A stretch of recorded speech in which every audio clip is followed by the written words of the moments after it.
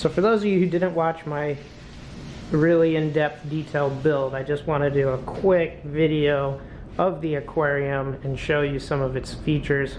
Overall, this is the Red Sea Reefer 650 Peninsula Aquarium, and it is absolutely gorgeous. You can use it as a room divider, and I've kind of used it here to divide my kitchen from my living room.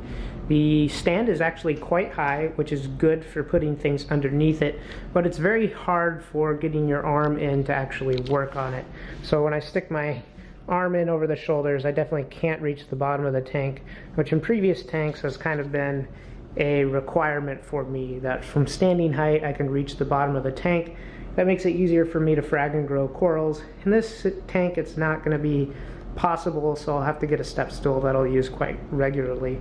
Though it's still easy to work in, it's not too tall, and it does have this wider profile. It's about 2 feet wide than a lot of tanks that you see that are backed against the wall, so it definitely is great for a reef tank. I really enjoy the leveling feet. I think they're very good. There's maybe like 20 or 30 of them, so you can get things adjusted just right how you want. The doors for it, you can choose whether you want the doors to open on the left side or the right side, and they're really nice quality, heavy epoxy.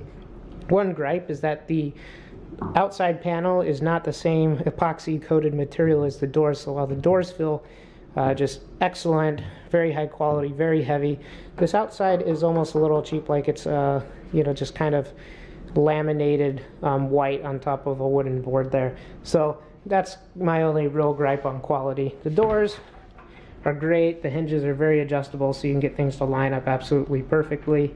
When you do get your doors, just make sure that you're setting things on a flat surface so you don't get any scuffs when you're building it. I think I might have a scuff here or there. And then on the inside, the sump is amazing. There's plenty of room in there. You can put in tons of equipment. I put in maybe a couple skimmers, so lots of room there. And this little divider here, which is actually a smoked piece of glass that's really heavy to help seal off the areas. That is perfect for moving to make it smaller. If you need a bunch of extra room for equipment there, you can have a much smaller refugium, or you can keep it wide. I'm keeping it wide because I'd like to have the refugium, and I might put some interesting critters in there.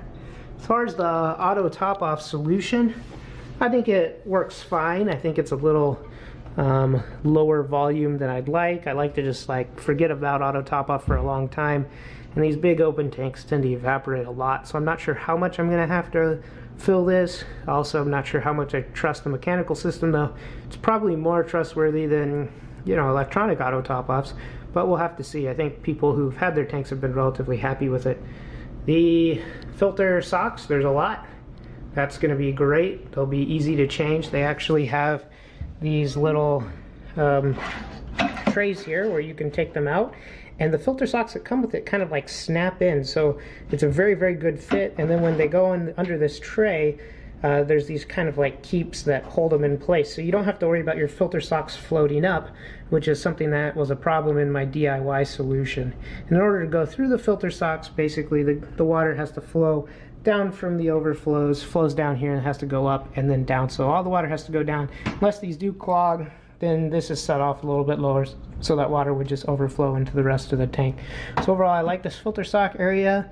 I've been thinking about maybe putting a roller mat in there. We'll have to see, because this is well done and I might not want to mess with it. It'll also kind of limit my ability to slide this auto top-off solution back and forth. The pipes that go into the tank, there's basically 2 overflow pipes and then 1 return. The return's great because it has 2 different sizes of the neck, so you should be able to slip any sort of pipe onto that. These overflows, it looks like there's 1 for a tuned siphon and then 1 for a little bit of an overflow, which should be good. Once again, I like these. They're really easy to put together. This one could use maybe a bracket up here to hold it in place a little better, since it takes some force to turn it, and when you turn it, it does wobble a little, so that just feels like a little minor enhancement that could be done. Perhaps you can do it yourself, no problem. Once again, door hinges look high quality. You can easily adjust them, and so I still haven't kind of tuned those yet, but I will soon.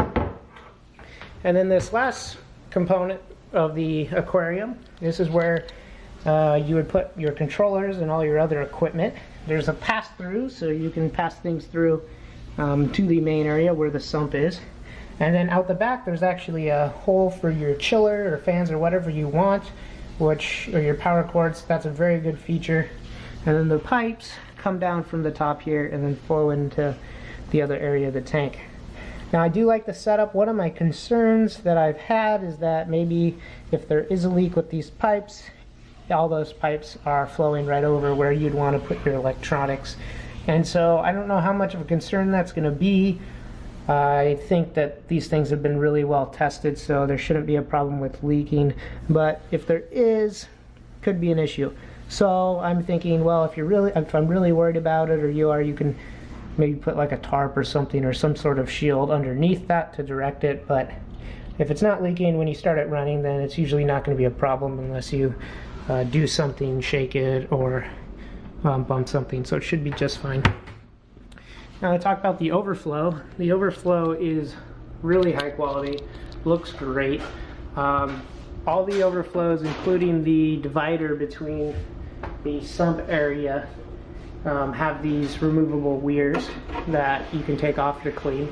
That's important because you might get stuff clogged up in there and you want to take those out and just scrub them down really good. The return is really cool because it snaps in for a really firm hold here, and that's good so things don't bounce around. So maybe if you have something that spins or whatever to distribute your flow, you'll be set there. One thing to note, you will have to provide your own piping here to kind of direct your flow where you want, but that's standard because everyone wants to do something different. And then you have your overflow pipes in here. You have this big one that's where your tunable siphon is, and then you have this overflow pipe here. Pretty simple. The back of the wall is black, which is always good. If you wanted a different color, I suppose you could scrape off this laminate and put on a different color, but I think it's completely fine. The silicone job is perfect. At least on this, there's some improvements maybe in the sump, but for the tank where it counts, looks really good. There's actually, if I can get really close here, there's actually a plastic shield piece right here that's kind of protecting the silicone, so you're not going to scrape that. But when you go back to the back of the tank, you have silicone that is exposed. Without that piece, it's still kind of filleted down, but you just have to be aware of that. Though people aren't going to be scraping the back of their glass as likely, so I wouldn't necessarily worry about that. And then the silicone is really light around the overflow, which I think is fine. On the inside of it, you can actually see there's a couple globs in there way down at the bottom. So a little more, not as cleaned up there, but it was probably hard to get their hands in there when they were cleaning it up, so that's fine. But overall, looks great. And the glass is, you know, it's pretty clear, pretty thick. This is about 3/4 glass here, and then it's about a 1/2 inch glass here. So that's a tank, nice and large, beautiful, and we'll get one more shot of it with the doors open. You can see all my other tanks and stuff there, and that's it. So that's the Red Sea Reefer quick tour, quick review. Now once again, as I start working with it, I'll be able to have much more complete reviews for you, give you a much better idea of how the tank is and how I like it. So please subscribe to my channel. I'll be posting lots and lots of updates on this aquarium, so you can see if you want a Red Sea Reefer Peninsula 650. Thanks for watching. Puff Daddy Reef.